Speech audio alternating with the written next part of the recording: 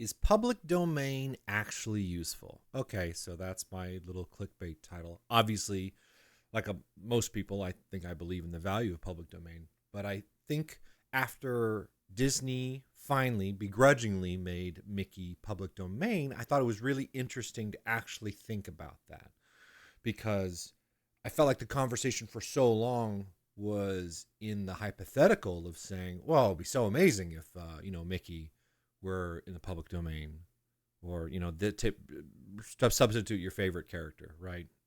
Luke Skywalker, Batman, whatever. It'd be so amazing if they were public domain. But what would that actually look like? What would it mean?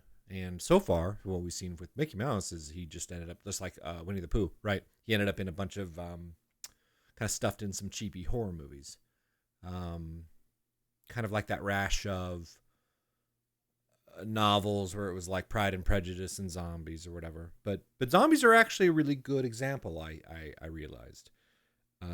I thought about what it would mean for certain kinds of ideas or certain kinds of things. Like in video games, for example, we're very, very fortunate that, as has been pointed out, we don't tend to copyright or zealously guard gameplay concepts, because it would really be the death of the industry, right? If we couldn't sort of build on the shoulders of others. And I think that's the real value when you start talking about something like zombie movies, right? If a zombie movie were able to sort of copyright that idea of presenting zombies, now I know that's more broad than, say, Mickey Mouse, but bear with me. If that were sort of more proprietary than it is, then not only, of course, would we not get the best parts of the genre, but I think about, I think about something like Shaun of the Dead, right? Things that build up from where ideas start, right? I think that's the value of adaptation, right? Stanley Kubrick, most of his films were all, maybe all of them, I have to look that up. I think they're all adaptations, right? Because it meant that he could take all of these great strengths and then give it another level of iteration, and then sort of bestow that with another level of meaning, another level of sort of artistic flair. Not flair. Flair is maybe not the right word. But so I think about Mickey Mouse, right? Well, maybe in a more analogous or maybe more useful, because I'm not a huge Disney fan. I don't really know the first thing. I have this sort of knee jerk reaction of saying, well, okay, Steamboat Willie, it's Steamboat Willard. Let's do an Apocalypse Now, very weirdly serious parody, like the Simpsons Akira spoof. Okay, cute. Probably not worth the effort. Probably not worth the time. But when I think about someone like Batman, I think it becomes a little more clear, where it's like, okay, you, especially with say Vertigo with Batman, the Vertigo imprint, they were able to play with the character. And I think the value of something like that entering the public domain is, well, it's like legacy skills in video games. I talk about that or think about that a lot, which is to say, Call of Duty, for example, does not explain truly how a player is supposed to grapple with and play a modern first-person shooter. It doesn't have to, which is a great thing. We don't have to start from zero. We can expect that you have been playing more of these games than not. And if you haven't, you have a friend or you have some sort of social pressure that will allow you to learn in a more interesting environment than simply drawing it out, which was a big problem with us with Brigador. No one had made a isometric mech action game, so teaching them sort of from nothing really took a lot of effort, and I kind of overcorrected and made that tutorial too long. But thinking about Call of Duty is to say, okay, we don't have to introduce all these concepts, right? I think about my favorite zombie movies, of course, Shaun of the Dead. Not of course, and well, now. Shaun of the Dead is an incredible film, but part of what it can do is based on sort of standing on the shoulders of giants, so to speak, with these existing ideas.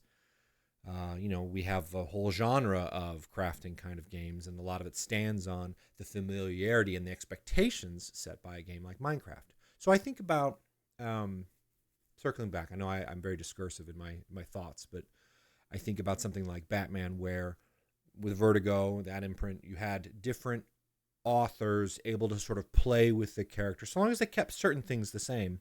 They're able to play with the characters. But when that's all sort of in-house, so to speak, and you still have corporate control over the character, ultimately, not only does it hem in the creative space, but I think sometimes your most ardent but also most daring artists are never going to get a chance to bring that character to the masses in a way that really speaks to people. You know, I think Matt Reeves with this last Batman movie, for example, did a really great job with the character. It's both an interesting wrinkle, but also respects, you know, basically 100 years of Batman tradition. But by the same token, well, you know, why does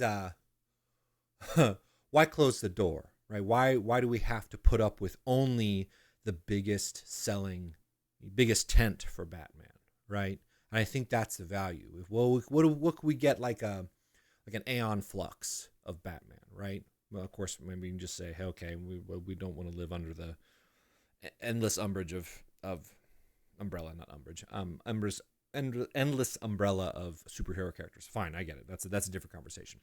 But I just think about what it is to, again, take the strengths of something that existing and is a known quantity and be able to build on from that. I think that's the value of, say, moving from origin story kind of territory to something that is just past the beginning. Like, think about just how annoying it is to watch an origin story film of a superhero. Even if you don't know the superhero, it's really tedious because like we get it. Let's start having a more interesting story told to us. And so I think that's part of the interesting value to me, is the idea of a character that I really love and that it is known to people, that I don't have to sit there and explain. And of course, this is the value of, say, you know, doing a Pinocchio story or any of these other kind of fairy tale story. But really the problem is some of these examples are so old that our modern stories are like the superheroes, are Mickey Mouse, or these other kinds of characters. And so I think it is really important that these characters enter the public domain and open up the field as much as possible for some author, some voice that we haven't heard. You know, there are a lot of marginalized voices in all ways we can think about the word marginal, right?